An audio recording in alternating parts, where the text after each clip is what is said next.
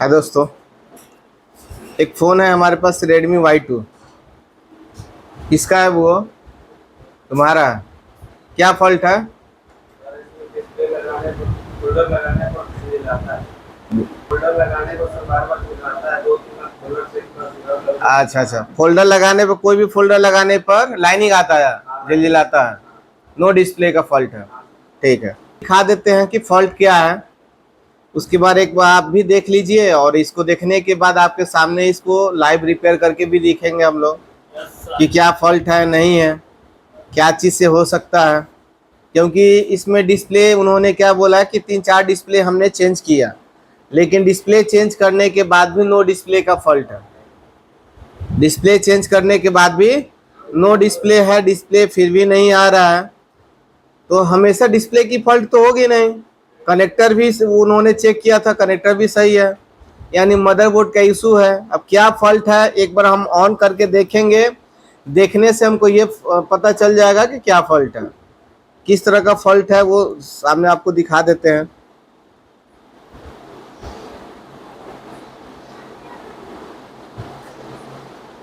देखिए, set on हुआ, dim light है, सेट आपका ऑन हुआ लेकिन डीम लाइट है, थोड़ा सा लाइट आ रहा है।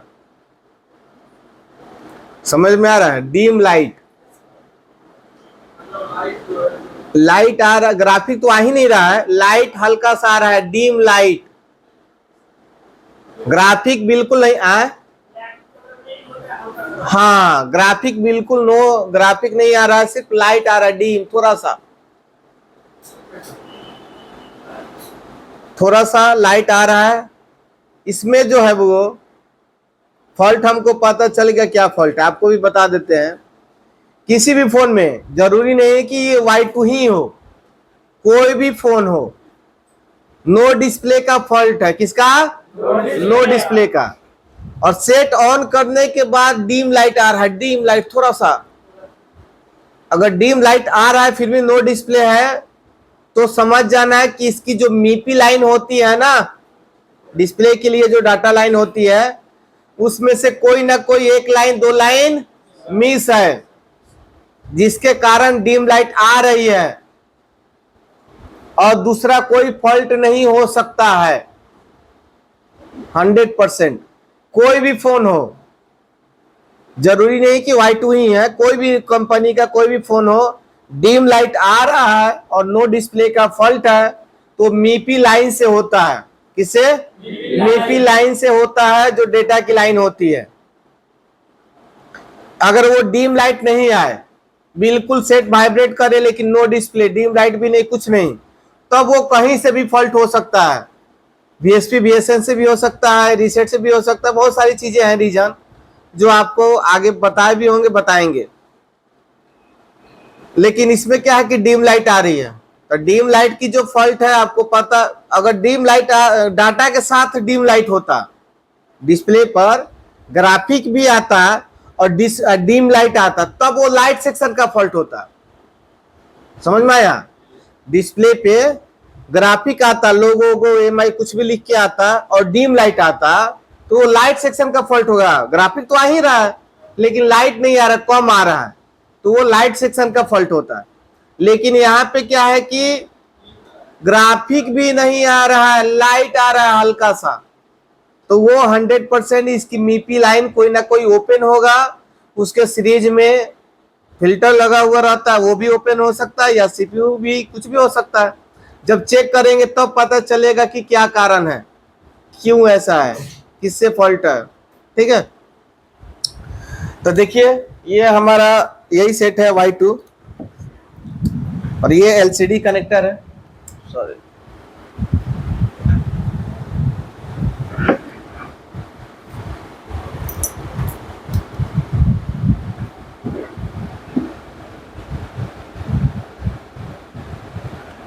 ठीक है।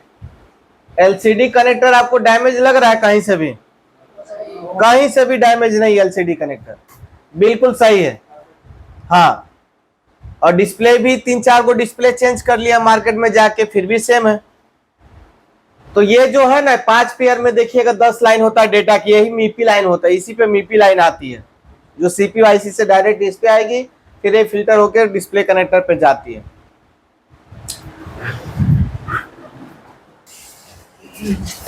LCD कनेक्टर है ना ये, और यहाँ पे देख रहे हैं इसको EM फिल्टर कहा जाता है, पैकेज कॉइल भी बहुत सारे लोग बोलते हैं। तो इस पे ये 1 2 3 4 5 पेयर में होती है 10 लाइन। कितना लाइन होती है? 10 लाइन होती है। 8 लाइन डेटा की होती है, 2 लाइन क्लॉक होती है। एक क्लॉक पॉजिटिव होती है, एक क्लॉक निगेटिव होती है। डाटा में भी सेम वैसे ही होता है, एक डाटा पॉजिटिव एक डाटा नेगेटिव, जो आपको बताए हैं डेप्थ में। तो ये हो गया हमारा 5 पेयर में 10 लाइन होती है। तो यहाँ पे ये सारी जितना है सब डेटा की लाइन ही है। तो इस पे जो GR आना चाहिए हमारा, वो 300 से लेके 400 के बीच में आना चाहिए। कितना? 300 और 400 के बीच में GR आना चाहिए। सभी पिन पे सेम आना चाहिए, क्योंकि सभी का लाइन CPU से ही है कनेक्टेड। अगर डिफरेंट IC होता तो GR भी चेंज होता, लेकिन लाइन तो सब सेम है। तो इस पे जो GR आएगा वो सभी पे GR आएगा। तो GR जो चेक करने का तरीका है आपको बताया है कि यहाँ पे चेक ना करके यहाँ पे करना है, यहाँ पे करना है। कभी कभी यहाँ भी ड्राई हो जाने के कारण आपको यहाँ पे चेक कीजिएगा तो आ जाएगा, बाद में पता चलेगा यहाँ पे नहीं आएगा। तो जब भी GR कीजिए तो LCD कनेक्टर का जो आउटपुट पिन है ना, इस पे जहाँ पे LCD अटैच होता है, यहाँ पे GR चेक कीजिए। हर एक 2 लाइन के बाद एक ग्राउंड पिन होता है, ये MIPI की पहचान होती है। हर एक 2 सप्लाई के बाद एक क्या होगी? ग्राउंड होगी। फिर ये 2 सप्लाई हो जाएगा, फिर एक ग्राउंड होगी, फिर 2 सप्लाई हो जाएगा, फिर एक ग्राउंड हो जाएगी, फिर 2 सप्लाई हो जाएगा, फिर एक ग्राउंड हो जाएगी, फिर ये 2 सप्लाई हो जाएगा, फिर एक ग्राउंड हो जाएगा। ठीक है, तो इस तरह हमारा 10 लाइन डेटा की होती है। तो जो GR हमारा यहाँ पे आना चाहिए वो भी यहीं पे आना चाहिए, यानी सभी पे GR हमारा क्या आना चाहिए? सेम आना चाहिए। यानी वैल्यू, हाँ, वैल्यू चेक करने के लिए मल्टीमीटर को कहां पे सेट करेंगे? डायोड मोड पे, राइट। उसके बाद यहाँ पे हम लोग GR चेक करेंगे। फिर से आपको बता दें, यहाँ पे चेक नहीं करना है, यहाँ पे चेक नहीं करना है, यहाँ भी नहीं करना है। करना कहाँ है? तो LCD का इस पिन पे करना, सभी पिन पे। ठीक, यहाँ पे चेक करने से यहाँ तक पूरी लाइन हमारा, अगर यहाँ पे GR आ गया तो इसके नीचे जितना है सब ओके है। यहाँ पे चेक करने से क्या होगा कि यहाँ पे अगर ड्राई हो जाएगा, पिन लूज भी होगा, तो जब मल्टीमीटर को वायर टच कीजिएगा ना तो वो सट जाएगा, GR आ जाएगा, फिर हटाइएगा, फिर ओपन हो जाएगा। तो इस तरह नहीं समझ में आएगा। तो आपको जो भी GR चेक करना है इस पे पिन पे करना है, इस पे ये जितना पिन है ना सभी पे चेक करना है। तो अभी हम चेक करके दिखाते हैं, क्योंकि बोर्ड बिल्कुल फ्रेश है, काम किया हुआ नहीं है। ये भी जितना कॉइल आप देख रहे हैं सब बिल्कुल सही है, कहीं से भी कुछ नहीं है। देखने में सही लग रहा है, लेकिन देखने से पता नहीं चलेगा। जब तक हम मल्टीमीटर से चेक नहीं करेंगे तब तक 100% श्योर नहीं हो सकते हैं कि हाँ इसी का फॉल्ट है या CPU का फॉल्ट है, क्या है। मान लीजिए कि इसी फोन में ये मान लीजिए इस पे GR आ रहा है, इस पे GR आ रहा है, ये ग्राउंड हो गया, इस पे GR नहीं आ रहा, सब पे आ रहा है, इन सभी पे आ रहा है, इस पे नहीं आ रहा। किस पे नहीं आ रहा? इस पे। इसका सप्लाई पिन ये है, ठीक है। अगर इस पे GR नहीं आया तो फिर क्या कीजिएगा? इस पे GR नहीं आ रहा है तो इसके सीरीज में ये कंपोनेंट लगा हुआ है, ये फिल्टर होता है। आमने सामने चेक करोगे तो सेम वैल्यू या बीप देगा। अक्सर ये बीप देता है, एक ग्रीन कलर का देखिएगा वो वैल्यू देगा जो सैमसंग में लगा हुआ रहता है, ये हमेशा ये बीप देगा। तो यहाँ पे चेक कीजिएगा, अगर वैल्यू नहीं आ रहा है, यहाँ भी वैल्यू नहीं आ रहा है, तो इसका जो इनपुट पिन है ना ये वाली, अब यहाँ पे देखेंगे कि इनपुट पे हमारा सप्लाई इन हो रही है या नहीं हो रही है। अगर इन हो रही, आउट नहीं हो रही है तो क्या फॉल्ट हो सकती है? इसकी फॉल्ट हो सकती है, कॉइल की।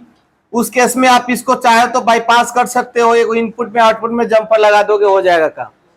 या आपके पास दूसरा स्क्रैप बोर्ड है तो ये पूरा कंप्लीट ही आप रिप्लेस कर सकते हो, ठीक है। तो ये कंडीशन है। अभी चेक करके हम लोग देखेंगे कि क्या फॉल्ट है। ध्यान दीजिए। अब हम जा रहे हैं डिस्प्ले कनेक्टर का जो भी पिन है, MIPI लाइन है, उस पर GR चेक करने के लिए। GR चेक करने के लिए मल्टीमीटर को हमने डायोड मोड पे सेट कर दिया है। उसके बाद रेड प्रोब को कहाँ रखना है, ग्राउंड पे रखना है। हाँ, रेड को ग्राउंड पे रखना है, ब्लैक से हम लोग चेक करेंगे। तो रेड ये ग्राउंड है, ये रेड वाला जो है ग्राउंड पे कहीं भी टच कर सकते हैं, केन वगैरह कहीं भी। उसके बाद ये फर्स्ट वाला जो पिन है हमारा ग्राउंड है, दिखाई दे रहा है। उसके बाद सेकेंड वाला पिन सप्लाई का है ना, सेकेंड वाला पिन का क्या है, सप्लाई का है। उसके बाद इस थर्ड वाला पिन कितना वैल्यू आया, इस पे कितना था, इस पे सेम है, ये ग्राउंड। इसके बाद फिर सेम है, फिर दो सप्लाई के बाद एक ग्राउंड, याद रखिएगा। हाँ, फिर ये सप्लाई, ये भी सप्लाई, सही है ना। ये उसके बाद इस पे फिर ये, वेरी गुड। इस पे आया,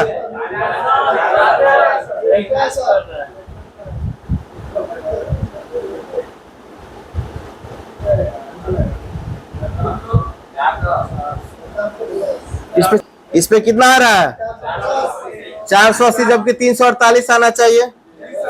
इस पे कितना आ रहा है बताइए, यानी 9 गो पे जो है वो सेम है, ये जो है इस पे थोड़ा डिफरेंट आ रहा है। कितना आ रहा है, 410 20 ऐसे आ रहा है। तो ये जो इस पे वैल्यू आ रही है 400 समथिंग, यानी डिफरेंट। अब इसका जो इनपुट पिन है, ये वाला इनपुट है, इस पे देखेंगे कि इस पे इनपुट कितना हो रहा है। अगर इनपुट सही होगा, आउटपुट खराब होगा तो ये कॉइल खराब होगा। अगर इनपुट ही सही नहीं है तो सीपीयू, अगर इनपुट ही वैल्यू डिफरेंट आ रही है तो सीपीयू की रीजन होगी।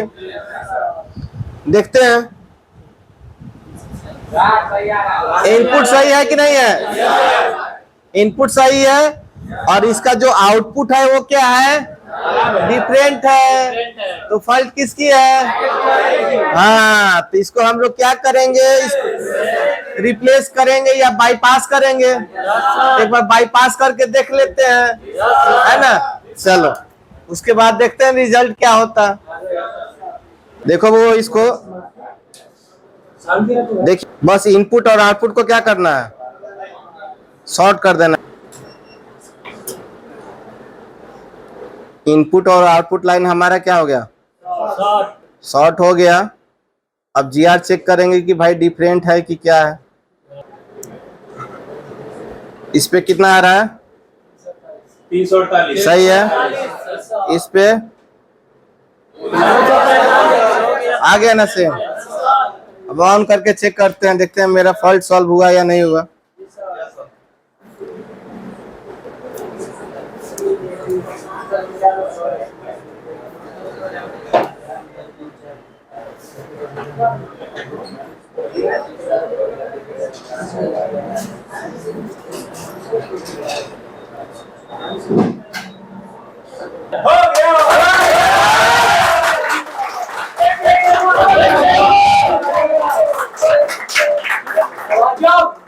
हो गया ना। तो ये छोटा फॉल्ट था, ज्यादा मेजर नहीं कहेंगे इसको।